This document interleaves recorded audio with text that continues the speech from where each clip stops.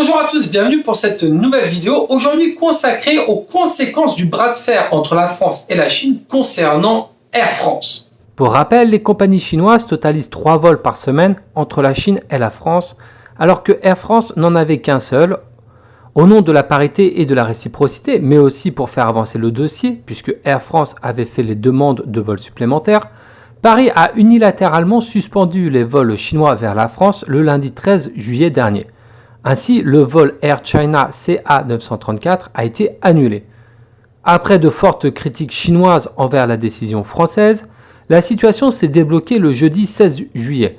Ainsi, les autorités chinoises ont autorisé un second vol pour Air France et permis un vol hebdomadaire pour KLM. Ainsi, Air France KLM a elle aussi 3 vols hebdomadaires. Le planning est le suivant. Les départs de Air France se font le lundi et jeudi à 20h45 depuis l'aéroport Roissy-Charles de Gaulle pour une arrivée le lendemain à 16h45 à Pudong, avec une escale à l'aller comme au retour à Séoul avec changement d'équipage. Pour rappel, les vols sont remplis à 75%. Le vol de KLM a lieu le mardi, départ 18h55, arrivée à 14h55.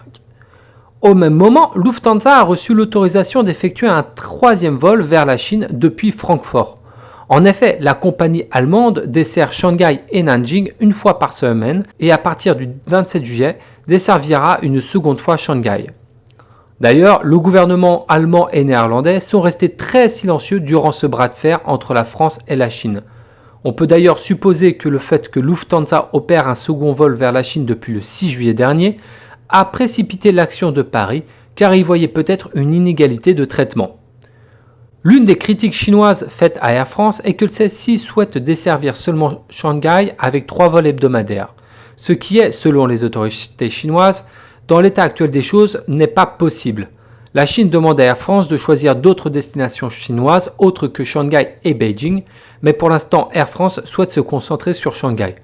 Pour rappel, les vols internationaux ne peuvent pas partir ou atterrir directement à Beijing. Ils doivent se dérouter vers d'autres aéroports tels que Tianjin, Shenyang ou encore Qingdao. Alors, que retenir de ce bras de fer entre la France et la Chine concernant la réciprocité des vols ? Eh bien, tout comme le bras de fer sino-américain début juin, il semble qu'il faille taper du poing sur la table pour se faire entendre. Toutefois, il est à penser que par son geste, la France subira, peut-être, des mesures de rétorsion dans d'autres domaines. Enfin, il est à rappeler que malgré l'accroissement du nombre de vols internationaux vers la Chine, les frontières chinoises restent fermées malgré la demande de réciprocité de l'Union européenne. Pour rappel, actuellement, les vols internationaux au départ ou à l'arrivée de Chine ne représentent que 10% du trafic normal, en comparaison aux 2% en mars dernier au plus fort de la crise sanitaire. En ce qui concerne la politique de la 5-1 Policy et de ses récompenses et punitions, il est à noter que 5 vols ont été suspendus car à bord il y a eu des personnes contaminées, notamment des vols venant du Bangladesh, Thaïlande, Égypte ou encore Russie. Seuls 2 vols ont reçu un vol supplémentaire de récompense, le Kunming-Vientiane et le Xi'an-Tokyo de la China Eastern.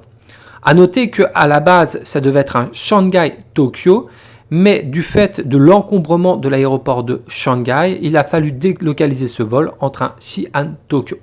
Malgré ce bras de fer entre la France et la Chine, rien n'a filtré sur l'ouverture plus grande des frontières ou un accroissement plus rapide des vols entre la Chine et le reste du monde.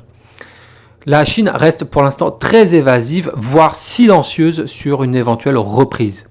Certains experts estiment que la reprise se fera à minimum à compter d'octobre, voire juste avant la grande exposition chinoise sur l'import-export, si celle-ci est toujours maintenue. Voilà, c'est tout pour la vidéo du bras de fer entre la France et la Chine. N'hésitez pas à me poster en commentaire vos questions, je me ferai une joie d'y répondre, ou de faire une vidéo spécifique à vos questions. À très bientôt pour une nouvelle vidéo sur l'actualité aérienne en Asie.